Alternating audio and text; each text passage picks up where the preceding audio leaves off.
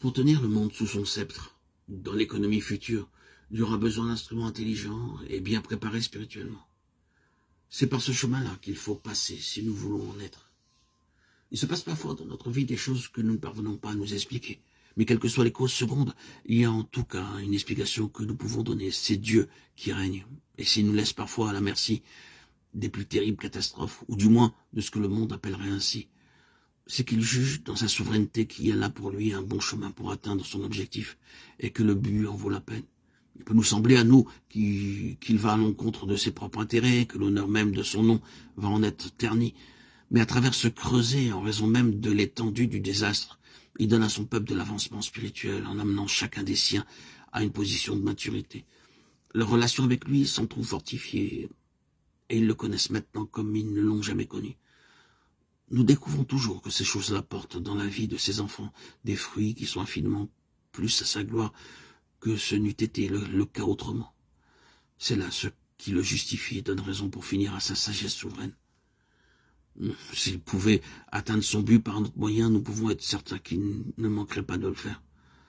Le temps est donc un facteur essentiel dans l'appréciation des méthodes de Dieu. À la longue, il obtient des siens ce qu'il cherchait, la maturité spirituelle, une connaissance profonde, intime de sa pensée.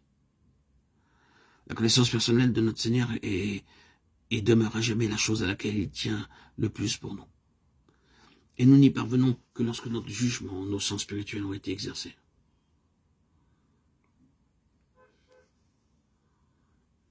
L'intelligence que nous appelons l'intelligence spirituelle, la connaissance que nous appelons aussi la connaissance spirituelle, est un sens intérieur qui est une telle bénédiction une fois acquis que nous devons développer constamment.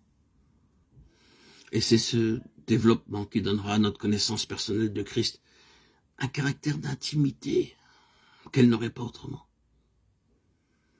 Chaque expérience sur ce chemin nous plonge dans un abîme nouveau qui est chaque fois un peu plus profond et qui nous oblige chaque fois au même aveu d'impuissance.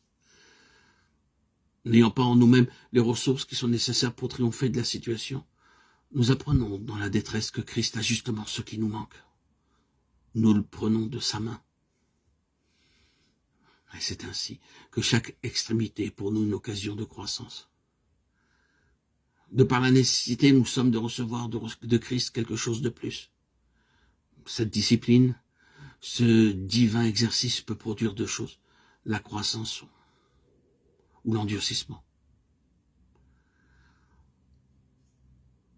Que Dieu nous fasse la grâce d'apprécier tout ce qu'il nous envoie à la lumière de son plan éternel. Amen. Alléluia. Gloire à Dieu au plus haut des cieux et paix sur la terre aux hommes qu'il aime. À toi, Seigneur, tout honneur et toute gloire pour les siècles des siècles.